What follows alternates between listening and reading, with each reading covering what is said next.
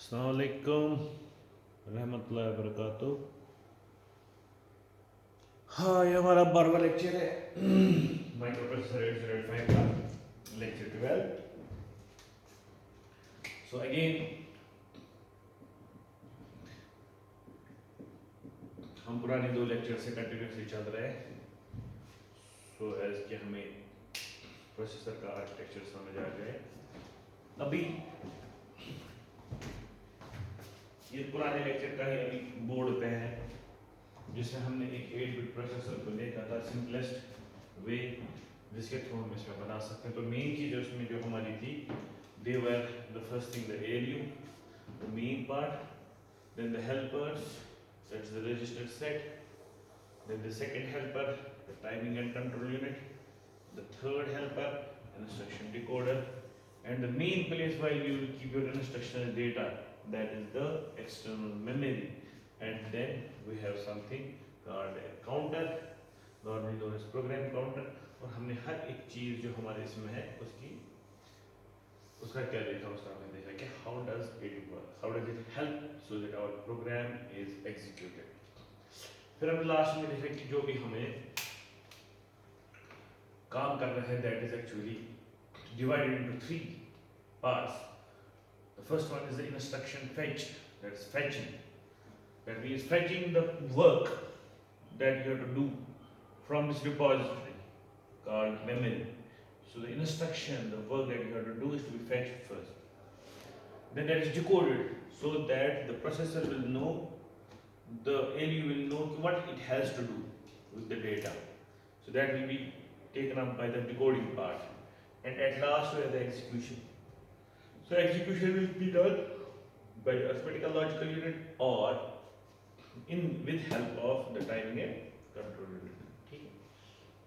So हमने ये बोला कि रजिस्टर सेट जो हमारे पास ये होते हैं, जनरल पर्पस रजिस्टर सेट होता है, जहाँ पे हम टेम्परेरी वेरिएबल्स को स्टोर करते हैं, रिजल्ट्स को स्टोर करते हैं, जिसकी वजह से हमें कुछ आउटपुट आ जाता है। और जो हमारे पास ये अरिथमेटिकल लॉजिकल जो है यूनिट, एक तो ये हमें आउटपुट देगा रिजल्ट, जैसे मैंने बोला था हम 5 + 4 करने वाले हैं। So they will be added here inside and I will get 5 + 4 is 9।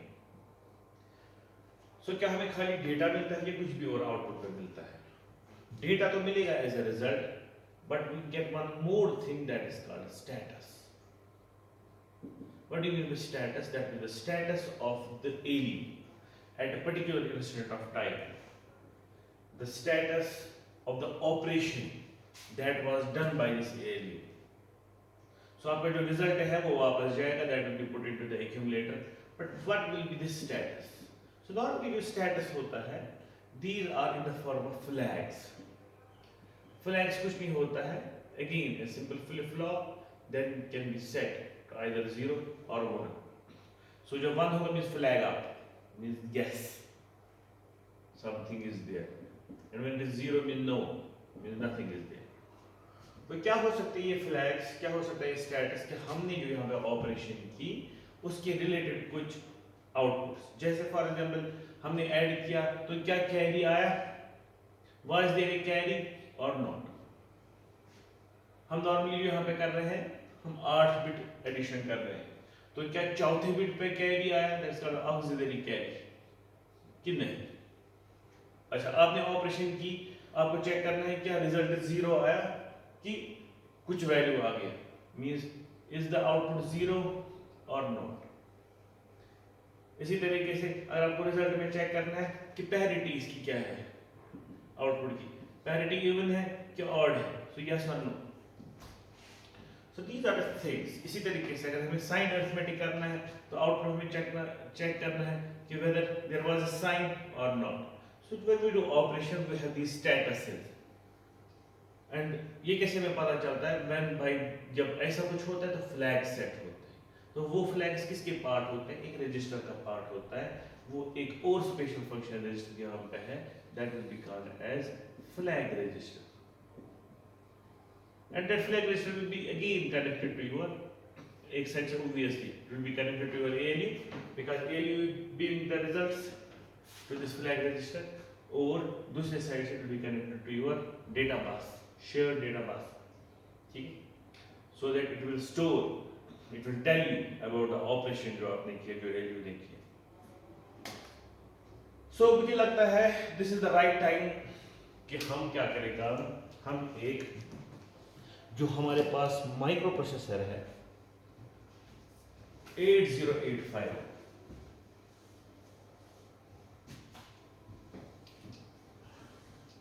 जो कि 1970s में इंटेल ने सबसे पहले तैयार किया, उसका आर्किटेक्चर दिया और उसकी आईसी बनाई।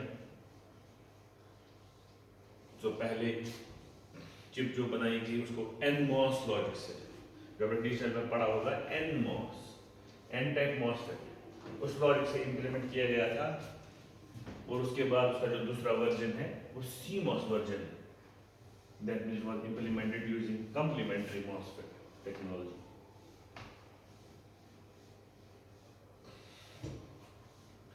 So ये जो हमने अभी तक देखा, this is the architecture. The blocks जो हम इसमें अंदर देखे, they are obviously implemented in the form of gates, transistors, checking out different abstractions. ये हमारे ऊपर, हम किस abstraction पे बात करें। अगर यही 8085 माइक्रोप्रोसेसर हम लेंगे, हम डील कर रहे हैं 8085 के साथ, तो ये 8085 माइक्रो प्रोसेसर अगर हम लेंगे, एक एब्स्ट्रैक्शन पे we will call it as an IC, it's a chip 8085 having 40 pins.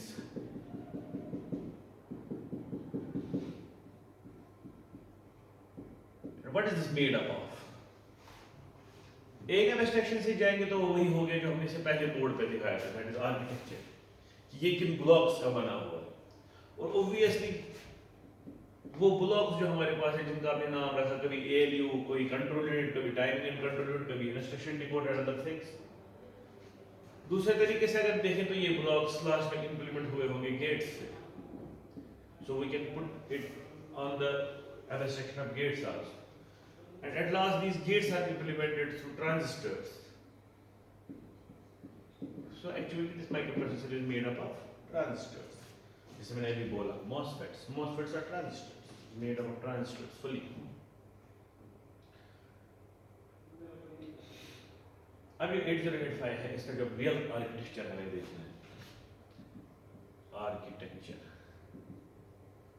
यानी कि जो हम पिछले 10 लेक्चर 11 लेक्चर से बनाने की कोशिश कर रहे हैं, जो हमने एक आर्बिट्री प्रोसेसर बनाया, अब हम देखेंगे कि जो हमारा 8085 का प्रोसेसर होता है, how is it different from this processor जो हमने बनाया। तो मैंने कल ही बोला था ज़रा डिफरेंस है नहीं, क्योंकि बेसिक काम करने का तरीका तो वही है स्टोर्ड प्रोग्राम कॉन्सेप्ट का, so overall it will be same.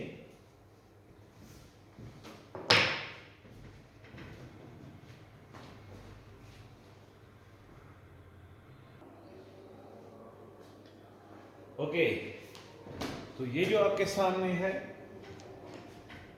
This is the architecture of Intel 8085। इसको हम कभी माइक्रो आर्किटेक्चर भी बोलते हैं, because this is the internal architecture. हमें ये एज ए आईसी इस्तेमाल करनी पड़ेगी, then we will have to make the architecture of microprocessor 8085 basic systems, ठीक है। तो अब हम पहले देखेंगे जो हमने ऑलरेडी देखा हुआ है उसके रिलेटेड यहाँ पे क्या क्या है। तो पहले हो गया आपका ALU, so this is your ALU,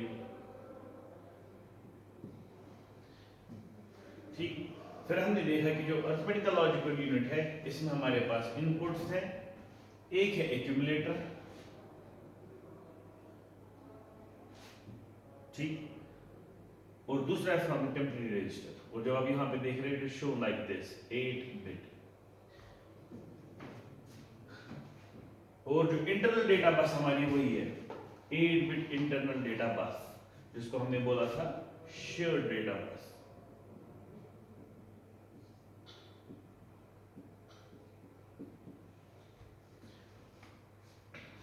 सो हर एक कनेक्शन जो है that is with this shared data बस। So if ALU has to do any operation, it will take inputs from the accumulator और दूसरा इनपुट कहां से लेगा, फ्रॉम दिस टेम्परेरी रजिस्टर 10, और वो खुद कहां से डेटा लेंगे, फ्रॉम द डेटा बस, फ्रॉम द शेयर्ड डेटा बस। ओके, जो हमने अभी डिस्कस किया flag, that is the status. So flag register जो हमारे पास है वो ये हो गया। सो ये फ्लैग रजिस्टर्स ALU कभी इस्तेमाल करता है, so that is by way, और कभी ये सेट करता है इन पर्टिकुलर बिट्स को, और इस फ्लैग रजिस्टर को भी हम रीड कर सकते हैं, that is why it's again connected to your 8-bit data bus, and then the output of ALU is again connected to the same bus, because every data transfer takes place through this bus. बिल्कुल instruction register जो हमने देखा, again connected to this bus, so instructions will come from the data bus. उसके बाद next जिसको हमने बोला था इंस्ट्रक्शन डिकोडर, यहाँ पे थोड़ा सा बड़ा नाम है, instruction decoder and machine cycle encoder. This one is the same thing, machine cycle encoding दिखा दूंगा जब उस पर पहुंचेंगे, ठीक। और उसके बाद इसका जो आउटपुट है वो जाता है हमारे टाइमिंग एंड कंट्रोल यूनिट को, तो इसके पास भी बराबर टाइमिंग एंड कंट्रोल यूनिट है, ठीक। फिर हमने देखा था कि जो हमारा टाइमिंग एंड कंट्रोल यूनिट है उसमें क्या क्या इनपुट्स जाते हैं और क्या क्या आउटपुट जाते हैं। जो हमने वो आर्बिट्री प्रोसेसर देखा था, तो उसमें हमने देखा कि जो मेन दो इनपुट्स हमारे पास जाते हैं into the timing and control unit, one is the clock, clock जिसके बिना पे पूरा सिंक्रोनाइजेशन होता है। दूसरा जो हमारे पास इनपुट जाता है that is the instruction decoder input, that means these two are the main inputs, एक है ये दैट्स इंस्ट्रक्शन डिकोडर वाला इनपुट, और दूसरा इनपुट है ये, this is our clock input, जहां से इस टाइमिंग एंड कंट्रोल में क्या जाएगा, clock. So X1 and X2 here जो आप देख रहे हो, यहां पे हम क्या करते हैं, we provide the clock to our system, to our 8085 system. Then timing and control जो हमारे पास है, ये कौन से टाइप्स की सिग्नल जो है वो फिर आउट करता है, ठीक है। अभी तक जिस तरीके से हमें पता है, जहां तक हमने पढ़ा है, हम दो चीजों को जानते हैं, one is control and second is status. So what is the difference between control and status? Control वो सिग्नल्स हो गई जिसके बिना पर हम, ये हमारा जो माइक्रो प्रोसेसर है, ये बाहरी दुनिया को बोलता है कि आपको क्या करना है। जैसे हमने इससे पहले मैं देखा था कि जब हमें माइक्रो मेमोरी बाहर लगी हुई है, तो उसको रीड सिग्नल भेजना, उसको राइट सिग्नल भेजना है, तो ऐसी चीजें जो हमारे पास है दे कम अंडर कंट्रोल। और जब हमें स्टेटस दिखाना होगा कि मैं अभी क्या कर रहा हूँ, ठीक है, तो उसके लिए स्टेटस लाइंस होती है। तो यहाँ पे हमारे पास दो स्टेटस लाइंस है, S0 एंड S1, और हमारे पास कंट्रोल लाइंस है read, write, then IO M bar, IO हो गया इनपुट आउटपुट, M bar हो गया या M हैश यहाँ पे लिखा हुआ है दैट इज मेमोरी। ये हम देखेंगे किस चीज के लिए इस्तेमाल होता है, बस अभी खाली ये देख रहे हैं। Then we have ready, this is all, these are the control signals. Then we have DMA, this is a way to access the memory directly, it's called direct memory access. Direct memory access is also taken care of by the timing and control unit by using two signals, HLD and hold. Hold is hold and HLD is hold acknowledge. Then we have one important thing about processors जो हमने कल भी देखा था, that is reset. ये reset क्या हमें करता है, जब हमने बोला था जब पावर आता है तो everything is reset, तो आगे हर एक चीज जो इसमें है वो पहले से स्टार्ट करे। तो हमने बोला था कि जो काउंटर है that is also reset. Same way हम जो रिसेट कर सकते हैं वो एक हो गया पावर से रिसेट करना, दूसरा हो गया सिग्नल इस्तेमाल करना रिसेट करने के लिए। सो दिस इज रिसेट इन, जिसकी वजह से आपका पूरा सिस्टम रिसेट होगा। अब ये रिसेट हम किसको करते हैं, टाइमिंग एंड कंट्रोल को। मींस जब हमने टाइमिंग एंड कंट्रोल को रिसेट सिग्नल भेजी, it will enter and reset all of the things that will be present inside this. कुछ चीजें जो यहाँ पे नहीं दिखाई हुई हैं, they are internal control. So this block diagram doesn't have internal control lines, ये चीज आपको याद रखनी है। Why? Because यहाँ पे जो भी कंट्रोल्स हैं, they actually go from, ये जो अगर इस IC की हम बाउंड्री रखेंगे, so this is the boundary of the IC, okay? तो ये जो आपकी लाइंस जा रही हैं बाहर, they go from outside the boundary of the microprocessor. Inside the boundary वाली जो आपके पास सिग्नल्स हैं, वो इसमें यहाँ पर यानी इस आर्किटेक्चर में नॉर्मली नहीं दिखाई जाती, बिकॉज वो बहुत ज्यादा है। तब तो हमें बहुत डीप जाना पड़ेगा। जैसे हमने बोला था इंस्ट्रक्शन रजिस्टर में जाने के लिए यहाँ you will have a gate, you will have a gate here, you will have a gate here, you will have the ALU को जो होंगे अपनी कंट्रोल सिग्नल्स होंगी जो इंटरनली जाएगी, they will come from timing and control unit, ठीक है ना। इसी तरीके से हमने बोला था जहाँ पे भी हमें डेटा भेजना है they will have internal control signals, वो हम यहाँ पे लाइन नहीं दिखाएंगे क्योंकि ये पूरा जैरगंद हो जाएगा। तो वो हम अब मान चुके हैं, हमने पिछली बार ये देखा कि how internally all the things, all the data is rooted, कि आप इस पर छोड़ देते हो डेटा जो आपकी शेयर्ड डेटा बस है, उसके बाद आपका काम किससे लिया जाता है, आउटपुट एनेबल्स और लोड्स से, कि हम किसको ऑन करेंगे किसको ऑफ करेंगे, उसके बिना पे हमें पता चलेगा कि डेटा को कहां से लेकर कहां तक ट्रांसफर करना है। और किस पर डिपेंड करता है, selection lines of the ALU पे, कि हम कौन सा ऑपरेशन करने जा रहे हैं। तो वो लाइन हमें नहीं दिखाई हुई, यहाँ पे मोटा मोटा दिखाया हुआ है मोस्टली डेटा एंड वो कंट्रोल लाइन जो बाहर जाती है to the external world. All of these signals जो यहाँ पे आप देख रहे हो, they go to the external world. Clock out goes to the external world. Reset in comes from external world. Reset out goes to the external world. Hold and hold acknowledge are used for external memory. Status S0 and S1 are used by the circuits outside the processor to check processor का status अभी क्या है. The read, write, IO ember and the ready signal are used by the processor for external memory. तो ये सब चीजें जो आपके पास है, they are external. ठीक है। अब थोड़ा आगे चलते हैं, यहाँ पे जो हमने और देखा था that is the general purpose register set. तो वहां पे हमने R मान R2 R3 रखा था, लेकिन यहाँ पे आपका नाम है। So the first register here is B register, नाम है सीधे। Then you have C and this B register is 8 bit long and this C register is also 8 bit long. उसी तरीके से दूसरा है D and E, so this is again 8 bit and E is also 8 bit. Then you have H and L. H is 8 bit, L is 8 bit. So these are 6 general purpose 8 bit registers. 6 general purpose 8 bit registers. ठीक है। अब आप सोचोगे कि कल मैंने लिखा था ऐसे, ये R1 है, ये R2 है, ये R3 है, तो हर एक जो रजिस्टर 8 बिट की है। Why they are organized like this? Actually ये बात ये है कि हम उनको अलग भी इस्तेमाल कर सकते हैं एज 8 बिट रजिस्टर्स, और हम उनको मिला के इस्तेमाल कर सकते हैं एज 16 बिट रजिस्टर्स। तो उस वक्त उनका नाम पड़ेगा ऐसे BCDEHL। तो जब हमें 16 बिट डेटा के साथ काम होगा उस वक्त we will be using them as pairs। तो तब वही दो मिलके बनाएंगे 16 बिट रजिस्टर, ठीक है। And then we have 2 registers, they are special function registers. इससे पहले भी हमने देखा था कौन है हमारे पास special function register, accumulate is a special function register, but it is a special function, it accumulates the results and then it is used again as an input, ठीक है। उसी तरीके से हमारे पास यहाँ पे एक important रजिस्टर है जिसको हमने से पहले भी देखा है, that is program counter। So it is a register plus counter and it is 16 bit। अगर आपको याद होगा कल वाले जो हमारे पास डायग्राम थी जो हमने बनाई थी, जो हमारा एड्रेस होता था, जो हमें एड्रेस लाइंस निकलती हैं जो बाहर जाती है हमारी मेमोरी को, they actually emanated from this program counter।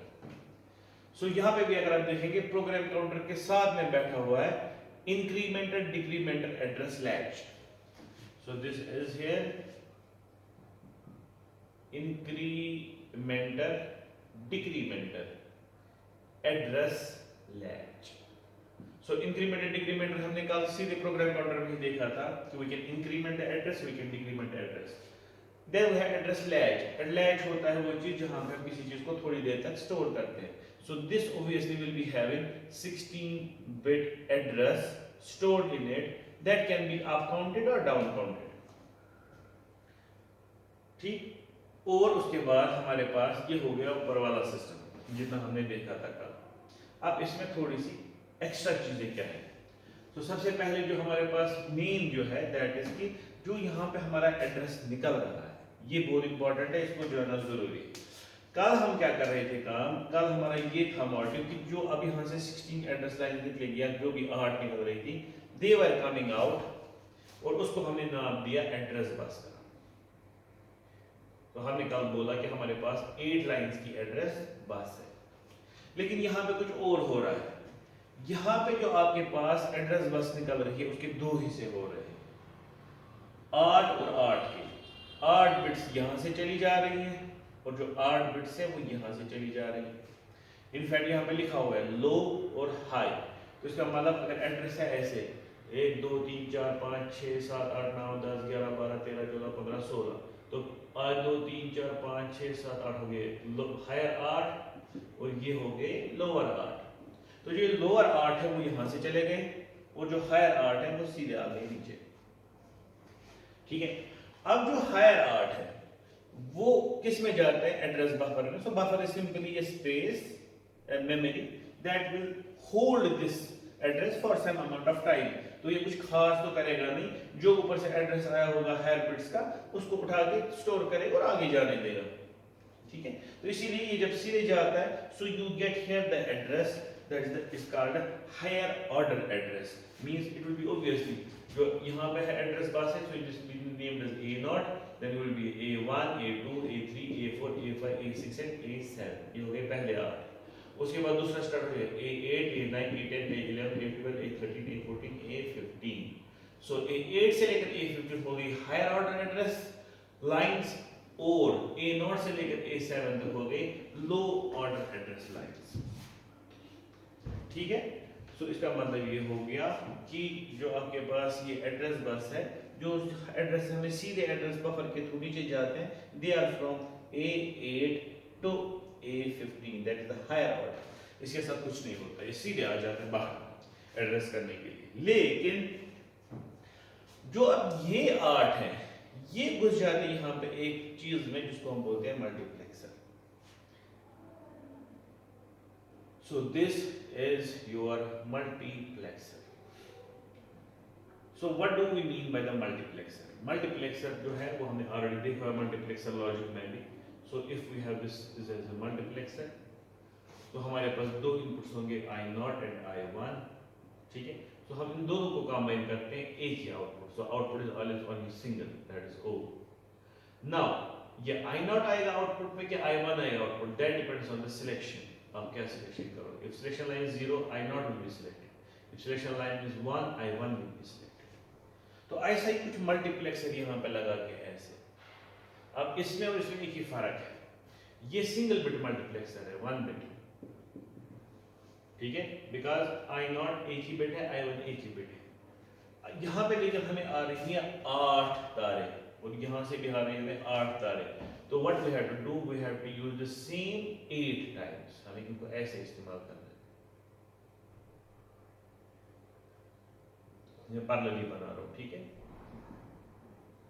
सो ये हो गया 1, हो गया उसके बाद 2, उसके 2, उसके 2, उसके 2, ऐसे चलते चलते and you will have 8 lines at the output। So obviously how many you will have at input, 16 lines, यानी कि 16 pairs।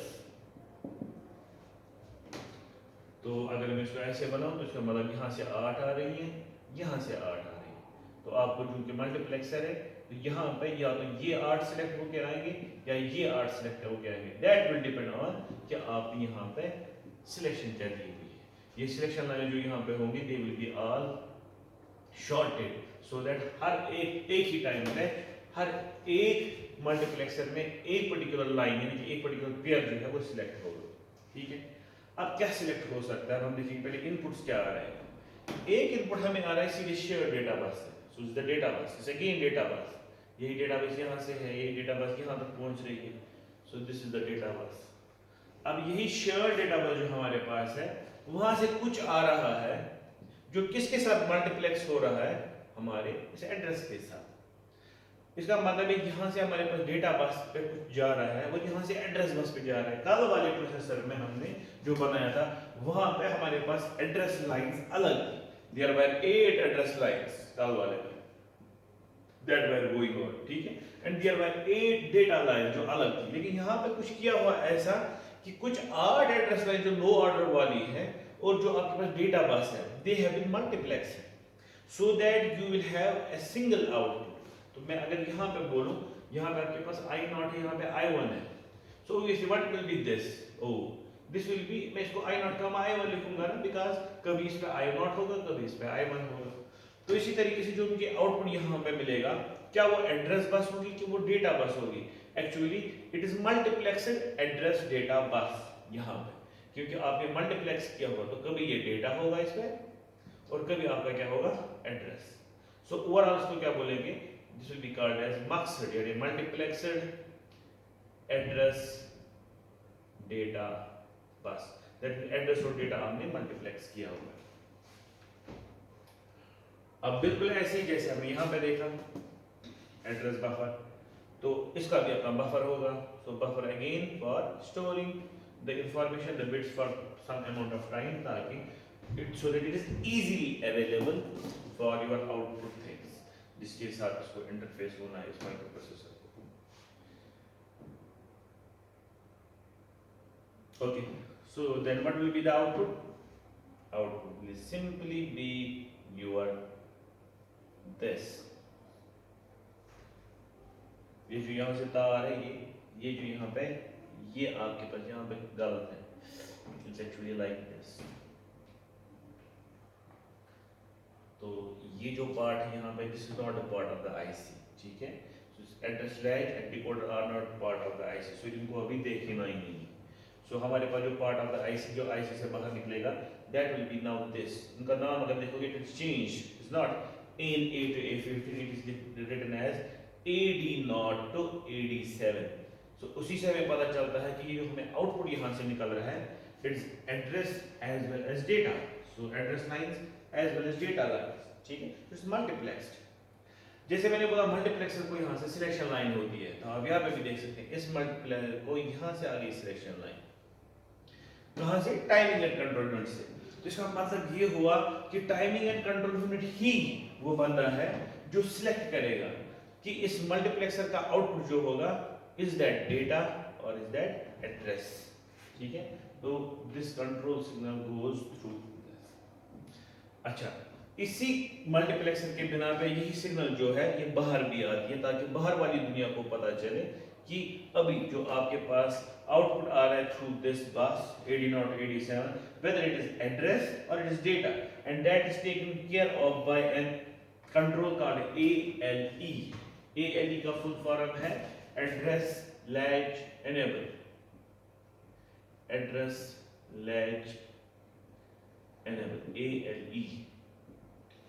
सो जो टाइमिंग एंड कंट्रोल यूनिट अंदर से इस मल्टीप्लेक्सर को भेजेगा सिग्नल, वो हमें भी भेजेगा बाहर, ताकि हमें भी पता चले यानी कि हम कौन हो गए जो इस माइक्रो प्रोसेसर के साथ बाकी काम करने वाले हैं। बिकॉज माइक्रो प्रोसेसर 8085 जो है, Intel 8085, it is not a full system as it is, मतलब एज एन आईसी या as this full architecture, it can be taken as a system, because system is one जो काम करेगा, उसको हम power देंगे, it will work. So microprocessor as sir खुद विकलांग है, it can't do any work as long as you don't have its external helpers now। और वो कौन सा है? सबसे बेसिक मेमोरी, जो हमने कल प्रोसेसर में देखा था, साइड से रखी थी मेमोरी, तो यहाँ पे भी बिल्कुल वैसा ही है। So when you have memory, ठीक है, सो उस मेमोरी के बाद और उसके बाद पावर, उसके बाद क्लॉक, देखो क्लॉक भी अभी यहाँ पे नहीं है, सो क्लॉक देना पड़ेगा आपको, देना पड़ेगा मेमोरी, उसको इंटरफेस करना पड़ेगा, then only this can run a program और we can say it became a system.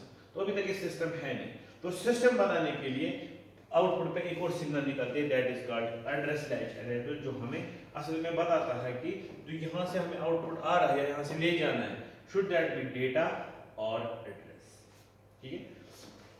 तो उसके बाद हमारे पास है कुछ एक्स्ट्रा चीजें जो इंपॉर्टेंट है।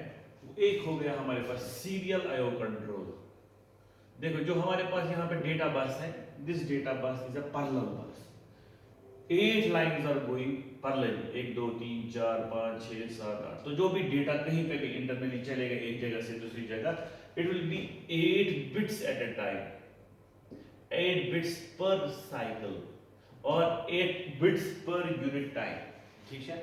लेकिन हमारे पास जो इस आईसी से जब बाहर जाना होगा, तो लॉन्ग डिस्टेंसेस तक 8 बिट्स लेना अच्छी बात नहीं लेना है, यानी कि 8 तारे लेना अच्छी बात नहीं है, because of many problems, because of the transmission problems because of the interference problem, इसलिए हम क्या करते हैं ना, we prefer serial communication. Serial communication means एक ही लाइन पे डेटा आ जाएगा like this 101010 serial, it's called serial communication. So एक साइड से अगर आउटपुट आपको देना है तो उसके लिए SOD लगेगा, मींस सीरियल आउटपुट डेटा, और अगर इनपुट लेना है डेटा तो उसके लिए लगेगा SID, means serial input data. So both for getting the data in and out जो है you can use serial IO control. और उसके पीछे आएगा कहाँ से डेटा, लास्ट में कहाँ को जाएगा, the same shared data bus. इसका मतलब जो serial IO control असल में it is actually data converter जो क्या करता है, parallel data को serial में convert करता है और serial data को parallel में convert करता है, और इसमें थोड़ा सा control होगा जिसकी वजह से हम ये जान पाएंगे कि कब when we have to send serial and when we have to receive serial. And then the last thing is the interrupt control. Interrupt हो गया, interrupt is a way to process things in a controlled manner. Because हमने देखा कि जो हमारे processor है इसका architecture जो है it is stored program concept based, और दूसरा ये कि it is a sequential processor. Stored program concept तो चला गया हमारा, वो हमने देख लिया, वो हमने समझ भी लिया, ठीक है. अब हमारे पास एक दूसरी टर्म आ रही है that is sequential processor. That means the processor, the whole thing works according to a logic जो हमने बोला वो एक perpetual cycle चलता है, fetch, decode, execute, fetch another instruction, decode, execute, fetch third instruction, decode, execute, ऐसे ही गोल गोल घूमता रहेगा. अभी किन चीजों को लाता है, ये sequentially चलता है, पहले इंस्ट्रक्शन से स्टार्ट करके फिर दूसरे, फिर तीसरे, फिर चौथे, फिर ऐसे चलता है, ठीक है. तो अगर प्रोग्राम में कभी लूपिंग आ हुई जैसे फॉर लूप या कंडीशंस आ गई, इफ या गो टू आ गया, तो उसके बिना पे क्या हो सकता है, it can go to some other, but still then again it is a sequential processor. It executes the instructions sequentially as they are in memory step wise, ठीक है. अब कभी क्या जरूरत पड़ती है हमें, कभी हमें फॉर एग्जांपल कोई काम आ गया बीच में जिसकी प्रायोरिटी ज्यादा है, हम चाहते हैं कि पहले वो काम है उसके बाद आपका प्रोसेसर नॉर्मल सीक्वेंशियल काम करे, तो उसके लिए हमें लगता है interrupt. So we need to interrupt this processor so as to do our work first and then it resumes its duty, जो इसका अपना काम है. तो ये वही कंट्रोल सिग्नल्स है जो रिसेट्स के साथ काम करते हैं जब आपको रिसेट करना होता है या इंटरप्ट करना होता है अपने प्रोसेसर को. So these are INTR, NDA, RST 6.5, 7.5, 5.5 and track. Okay, तो ये हो गया आपके पास 8085 प्रोसेसर का आर्किटेक्चर जिसको आप आसानी बना सकते हैं.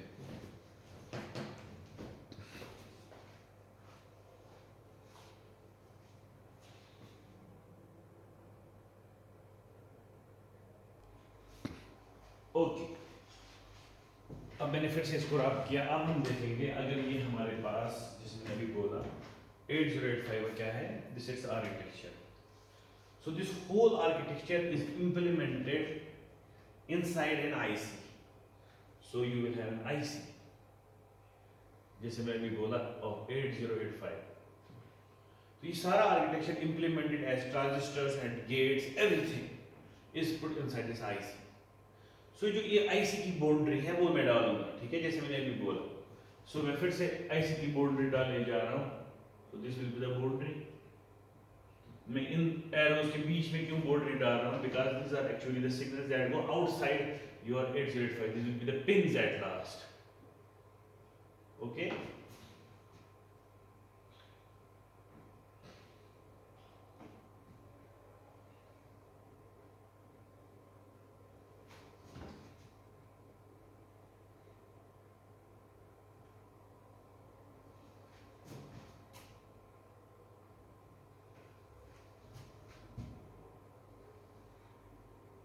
so this is the boundary of the IC.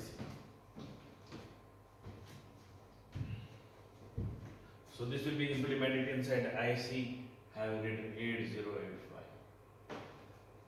ठीक है, तो अब मसला है कि अब इस IC को हमें चलाना है, लेकिन मैंने अभी बोला कि हमारे पास ये IC है, it won't work as long as you don't give the main two things to it. In fact, three things. The first one power. तो पावर के बगैर चलेगा नहीं.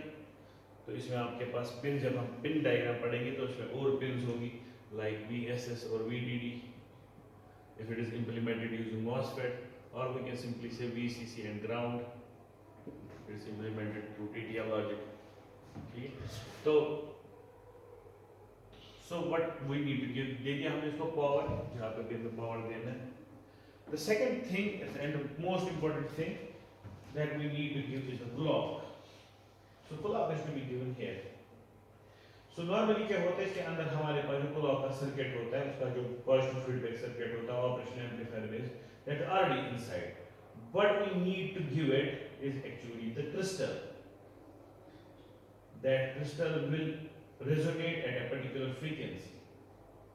So we have a small circuit जिसको हम use करते हैं. So this is your crystal. और ये क्रिस्टल नॉर्मली 6 मेगाहर्ट्ज का होता है या 5 मेगाहर्ट्ज का होता है. पहले 5 का हुआ करता था, देन 6 मेगाहर्ट्ज. ठीक है. सो इसका मतलब है ये क्लॉक जहां पे क्रिस्टल है जो resonate at a frequency of 6 megahertz, then that 6 megahertz frequency will be generated here. The clock square wave will be generated, and that square will be fit inside the x1 or x2, actually x1. तो इसका मतलब आपका x1 से signal जाएगी square wave, उसी square wave के बिना सब चीजें होंगी. The whole of the system will be synchronized because of this particular crystal. That crystal is actually the part of the this crystal जो आपके पास है, इसमें कोई ये सीधे क्लॉक नहीं होता, it's actually part of the clock. It is actually connected to an operational amplifier based circuit. तो उसमें आपके पास हेल्प करता है कैसे भी कनेक्टेड होगा. उसके बाद ये है positive feedback and other things that you will get the clock. तो जो क्रिस्टल आपके पास है क्वार्ट्ज क्रिस्टल होता है, क्रिस्टल ऑसिलेटर होता है, दैट इज यूज्ड हियर. और इसको ट्यून किया होता है हमने या 6 मेगाहर्ट्ज और 5 मेगाहर्ट्ज पर, सो दैट इट गिव्स अ 5 और 6 megahertz signal square wave that will be fed into this. हो गया एक साइड. दूसरा साइड जो हमारे पास है, जो हमने कल देखा था, that is the memory. So that memory is again a very important thing that needs to be connected. अब यहाँ पे हम कितनी मेमोरी टोटल इसके साथ इंटरफेस कर सकते हैं? क्या वो मेमोरी पे डिपेंड है क्या कि वो प्रोसेसर पे डिपेंड है? Actually that depends on the processor कि प्रोसेसर कितनी मेमोरी को कॉल कर सकता है. बिकॉज यू नो ऑलरेडी कि मेमोरी में मेरे पास होता है रीड, मेमोरी में मेरे पास होता है राइट, मेमोरी में मेरे पास है chip select. Then two main things, that is the number of address lines and number of data lines. इसके साथ जो हम मेमोरी इंटरफेस करेंगे, obviously the number of data lines of that memory should be 8 because it is an 8-bit processor. इसकी जो database है, database है वो 8 बिट्स की है. ठीक है. ये जो एक्यूमुलेटर ले लेता है inputs, they are 8 bits. So ALU does an 8-bit operation primarily. Same in the data bus inside is 8 bits. So the memory that you will use must have the line width of 8 bits. तो इसका मतलब हो गया जो data हमारा है वो data bus के साथ लगेगा. अब जो हमारी डेटा बस है वो कहाँ पे है? That is multiplexed. जो हमने अभी देखा, हमें सीधे डेटा बस नहीं मिलती है. We get a data bus as AD0 to AD7. So what we need to do first, we need to demultiplex this AD0 to AD7 बाहर, so that हमें क्या मिलेगा? हमें डेटा अलग मिलेगा D0 to D7 और हमें अलग से मिलेगा एड्रेस A0 to A7. यानी कि अंदर से ये मल्टीप्लेक्स किया हुआ है लेकिन बाहर मुझे डीमल्टीप्लेक्स करना पड़ेगा. क्यों? क्योंकि सबसे पहले मेमोरी का हाल है, इसमें एड्रेस लाइन अलग होती है, डेटा लाइंस अलग होती हैं. तो मुझे अलग बस चाहिए एड्रेस के लिए, अलग बस चाहिए मेरे डेटा के लिए. So we need to demultiplex it. अब वो डीमल्टीप्लेक्सिंग किससे होता है? वो होता है इस बंदे से जिसको हम बोलते हैं address latch. So this address latch जो हमारे पास यहाँ पे है, इट इज एड्रेस लैच. इसके नाम से ही पता चलता है it is something that latches the address. Latch होता है पकड़ना, थोड़ी देर के लिए पकड़ना. ठीक है, डिपेंडिंग ऑन समथिंग. सो ये वो चीज है जो असल में एड्रेस को पकड़ता है. जब इसने यहाँ से एड्रेस को पकड़ा तो नीचे सीधे क्या जाएगा? डेटा. तो इसीलिए यहाँ पे यहाँ से AD0 to AD7 आ रहा है. इट रिटेन्स द एड्रेस और वहां पे क्या रह गया? Data. That comes out as data. तो इसका पूरा तरीक़ेकार ये कैसे काम करता है, that will be the part of the next lecture, but फिलहाल हमें ये याद रखना है that I have an external mechanism, though not demultiplexing mechanism, but एक मैकेनिज्म है जिसके थ्रू मैं क्या करता हूँ काम, I will simply put in address latch that will take my addresses, क्योंकि मुझे ऑलरेडी एक सिग्नल वहीं से मिलती है जिसका नाम है ALE, एड्रेस लैच एनेबल, जो मुझे हमेशा बोलता है कि ये जो आपके पास ऊपर से डेटा आ रहा है, ये जो भी चीज आ रही है, वेदर दैट इज एड्रेस और डेटा, क्योंकि ये एड्रेस लैच एनेबल है, इसका मतलब हो गया जब भी ये हाई होगा, यानी कि जब ये ऑन होगा, जब ये एक्टिवेटेड होगा, ऊपर से उस वक्त एड्रेस आ रहा है, तो जब हम इसको एनेबल यहाँ से जो हमें मिलेंगे उस वक्त हम एड्रेस लैच को एनेबल करेंगे, मींस उस वक्त का एड्रेस कहाँ घुसेगा, एड्रेस लैच में वो निकलेगा यहाँ से एज A0 to A7, बाकी जो हमारा डेटा है वो सीधे जाएगा and that will come to our data bus as D0 to D7, तो मिल गया हमें डेटा D0 to D7।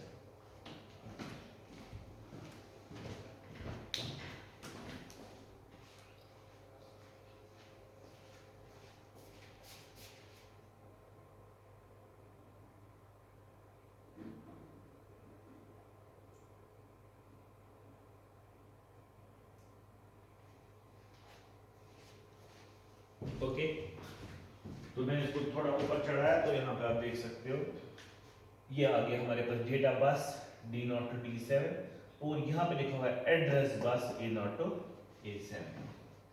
सो अब जो हमारे पास ये D0 to D7 है, ये जाएगा डेटा में, सिंपल, D0 to D7 यहाँ से आएगा, it will go to data, वो जो A0 to A7 यहाँ पे एड्रेस हमारा है, it will go to address, मगर चूंकि एड्रेस हमारे पास यहाँ में एक बहुत बड़ा पंगा है, हमें ये जो मेमोरी है ये कितनी हो सकती है, ये मेमोरी जिसको हम एड्रेस कर सकें, again that depends on the total number of address lines.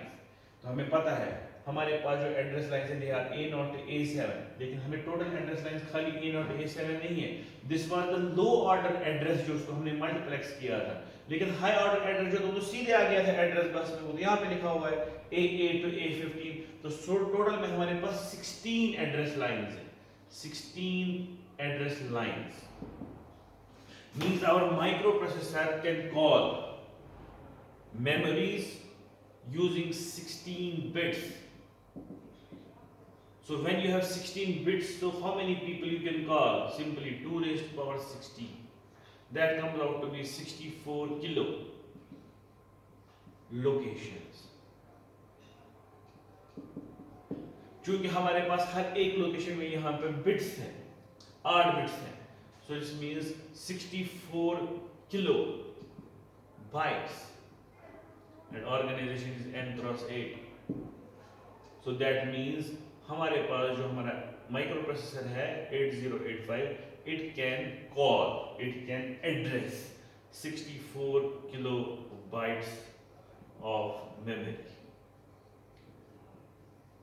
इसका मतलब है अगर मुझे माइक्रो प्रोसेसर के इस साइड से लगाना है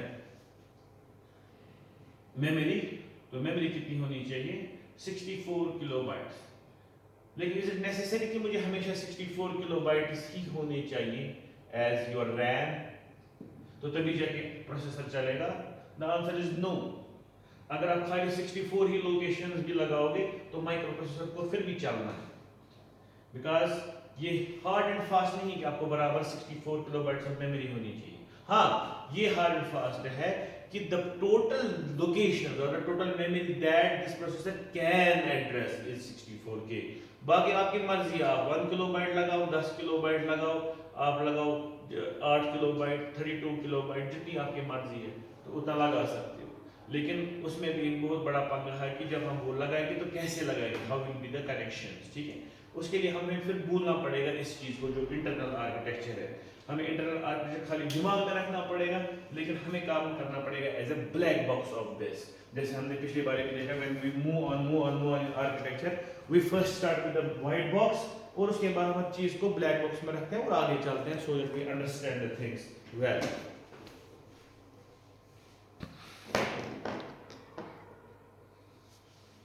And that will be the part of next lecture, inshallah.